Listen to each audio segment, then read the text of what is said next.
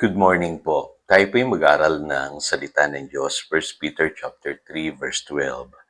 Ang mga mata ng Panginoon sa matuwid na katuon, sa kanilang pagdaing siya'y nakikinig, ngunit sa mga masasama siya'y tumatalikod. The prayer of the righteous. Malinaw po sa verse na ito, dinidinig pala ng Diyos yung panalangin natin. Kaya sa Bible po, sabi sa James chapter 5 verse 16, the prayer of the righteous man availeth much. So malinaw po naging matuwid tayo, hindi dahil sa ating gawa. Tayo naging matuwid dahil po sa ginawa ng Panginoong Hesus sa ating buhay. Tayo binilang na matuwid ng Diyos nung tayo nanalig sa ating Panginoong Hesus as our Lord and Savior. Kaya napakahalaga po ng katotohanan na yon. Nakaharap na tayo sa Diyos sa pamamagitan ng ating Panginoong Hesus at yung ating mga panalangin ay dinidinig na ng ating Ama na nasa langit. Ang kadalasan po na tanong sa akin about prayer, meron ba tayong guidelines sa pananalangin? Actually, kung titignan niyo po sa Bible, minsan lang nagsabi ang Panginoong Hesus sa Matthew chapter 6 na ganito kayo manalangin.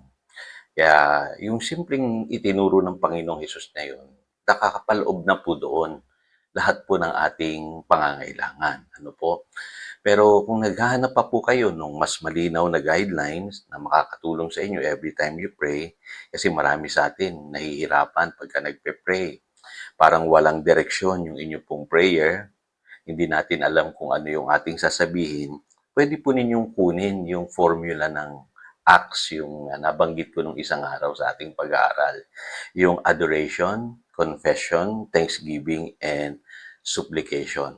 At ako po yung naniniwala, nagwo-work po ito kung ang pananalangin natin sasang-ayon sa sinasabi ng salita ng Diyos. So, ano ba yung adoration? Subukan natin i-explore po yung acts. Ano po? Ito po yung pag-approach natin sa Diyos. Ano po? Kadalasan po, pag lumalapit tayo sa Diyos, humihingi tayo kaagad. Sa Bible po, mahalaga yung tayo magpupuri muna at magpapasalamat sa Diyos. Kailangan mag-worship tayo. Ano po?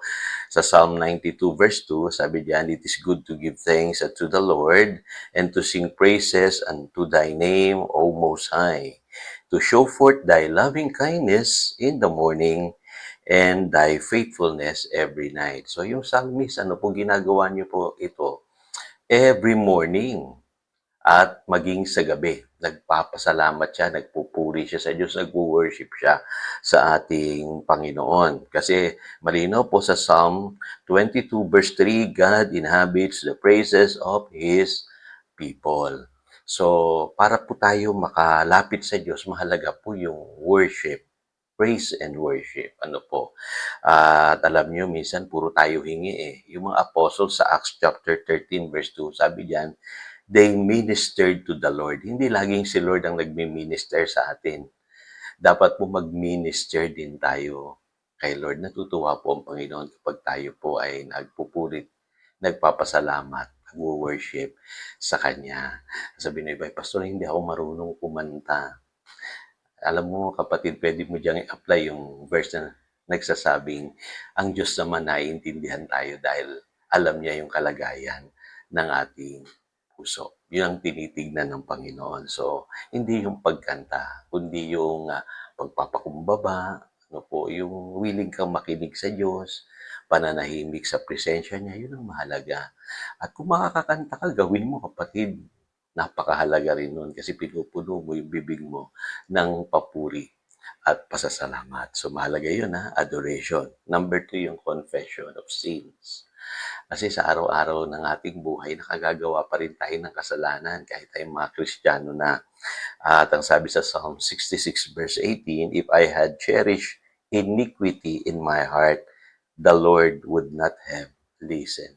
So, sensitive ang Lord pagdating sa kasalanan. Kailangan i-confess natin, ano po, at wag natin pagtakpan yung ating mga nagagawang pagkakasala.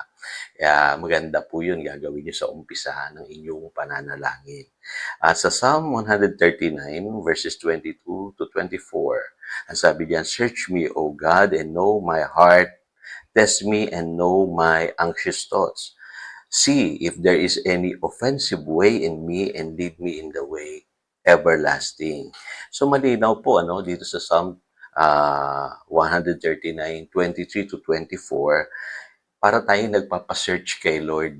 Ano po, tinatanong natin siya, Lord, meron bang offensive akong nagawa sa iyong harapan? Kasi minsan, baka hindi naman kasalanan, baka yung pagmamalaki, pagyayabang, ano, o may ginagawa ka na nakakasakit sa damdamin ng Panginoon. Hayaan mo na ang Lord i-reveal yan sa iyo. Baka mamaya ikaw na yung nangunguna sa iyong buhay, hindi na si Lord. At minsan may ginagawa ka na hindi mo alam na kasalanan pala. Hingin mo kay Lord na i-search yung iyong puso. At huwag nating gayahin yung pariseo dun sa Luke chapter 18 verses 10-14. Nag-pray nga siya pero nagyabang lang siya. Sinabi niya na hindi siya makasalanan, hindi siya magnanakaw, hindi siya nangangalunya, hindi siya katulad nung tax collector, nagpa-fasting siya, nagta-tithe siya. Yung tax collector po nung nanalangin ang sinabi niya na, Panginoon, mahabag ka sa akin, isa akong makasalanan. Kaya sabi ng Panginoong Hesus, mas higit na pinakita ng Diyos yung kanyang pagpapawalang sala doon sa tax collector. Ano po? Kasi ang Diyos ganun po alam niya kung tayo po'y nagpapanggap lamang. Ano po? At ang na-justify, ang sabi ng Biblia, umuwi sa kanyang bahay na napatawad sa kanyang kasalanan ay yung pong tax collector. Kasi sincere siya sa paglapit niya kay Lord. Hindi siya nagpapanggap. Ganon din po tayo sa ating pananalangin. Okay, so na-cover na natin yung adoration, confession. Yung confession of sins, it is about alignment. Kailangan ma-align muna yung puso natin sa nais ng Lord sa ating buhay. Ngayon, pangatlo yung thanksgiving. Ito alam na natin. Nagwo-work talaga yung pagpapasalamat sa 1 Thessalonians chapter 5 verse 18, in everything give thanks. Sa Colossians 2:7, kailangan po lagi tayong nag-a-abound in thanksgiving. Kaya sa lahat ng prayers po ng mga apostles, lagi pong nakapaloob yung pasasalamat. Ngayon, bakit mahalaga yan? Kasi yung attitude natin sa pananalangin. Dapat po mawala yung unbelief sa ating puso. Kasi kadalasan po, hindi pananalangin yung ginagawa natin, pagre-reklamo. Ano po?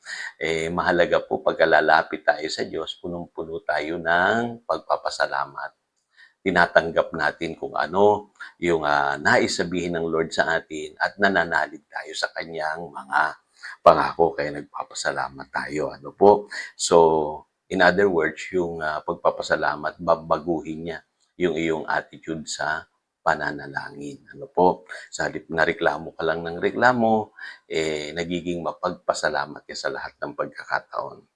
Panghuli, supplication. Ano po? So, yan na po yung letter S sa Acts. Ano po? Ano ba yung ibig sabihin ng supplication, Pastor? Request, petition. Pinakasimple po dyan ay yung to ask God.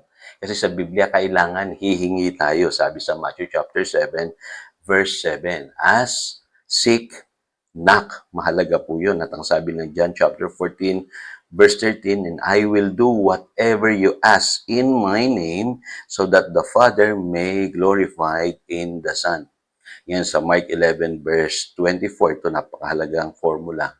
Therefore, I tell you, whatever you ask for in prayer, believe that you have received it and it will be yours. Napakahalaga po ng paghingi. Ano po, sabihin natin yung kailangan natin kay Lord. Baka yan lang ang kulang sa iyo, kapatid. Hindi mo sinasabi yung pangangailangan mo kay Lord. Nag-pray ka nga, nagpakahaba-haba ka sa pananalangin, pero hindi ka naman humingi. So, nasayang yung pagkakataon na ikaw ay nanalangin. So, ang advice ko po, 4 na bagay, huwag magmamadali sa pananalangin. Don't rush. Take time to praise God. Number 2, allow God to search your heart. Pahintulutan mo si Lord na siyasatin ang iyong puso. Ngayon, get rid of whining and complaining. Kasi manifestation niya ng unbelief Kailangan lagi kang magpasalamat kay Lord. Okay lang yung thank you ka ng thank you sa pananalangin mo, kapatid. Mahalaga yon. Salamat, Panginoon. Salamat, Panginoon. At pangapat, bring your requests to God. Maaring yung mga needs natin, kailangan natin sabihin kay Lord. Pero ako alam ko po na lahat ng needs natin covered na ni Lord nung tayo po'y na-save, eh. Ano po, puwede niyo ring ipag-pray yung inyong mga desires, dreams, mga pangarap ninyo, yung mga visions na pinapakita sa inyo ng Panginoon. Mahalaga yun. Lagi dapat kayong may mga nilalagay na desire sa inyong puso. Alam niyo po, lahat ng mga tinatamasa ko po ngayon sa aking buhay, nagsimula po sa panalangin, sa desire. Sinabi ko sa Lord, "Lord, naniniwala ko ibibigay mo ito sa akin." At dinesire ko po yan sa panalangin, hiningi ko at nangyari po sa aking buhay. So mahalaga po yan, huwag kayong mahihiyang sabihin yung inyong mga dini-desires sa Panginoon. Tandaan niyo po, malinaw, sinasabi diyan, maniwala tayo na tayo'y tatanggap sa Panginoon at ipanalangin natin din yung ibang tao. Huwag tayong makasarili. Alamin din natin yung mga needs ng mga mahal natin sa buhay, kaibigan natin, church members, pastor, missionary, worker. Pag-pray po natin sila. Mahalaga po yun. At kasama po yan sa supplication. So tayo po'y manalangin. Panginoon, salamat po at tinuruan mo kami today na pwede naming sundin yung pattern ng acts sa mananalangin. Yung adoration, confession, thanksgiving, and supplication. At alam namin ito'y gabay sa amin pong pananalangin. Salamat po sa aral na ito. In Jesus' name we pray. Amen. Again, ito si Pastor Jojo nagpapaalala upang daluyan tayo ng pagpapala, manatili tayo sa kanyang salita. Good morning.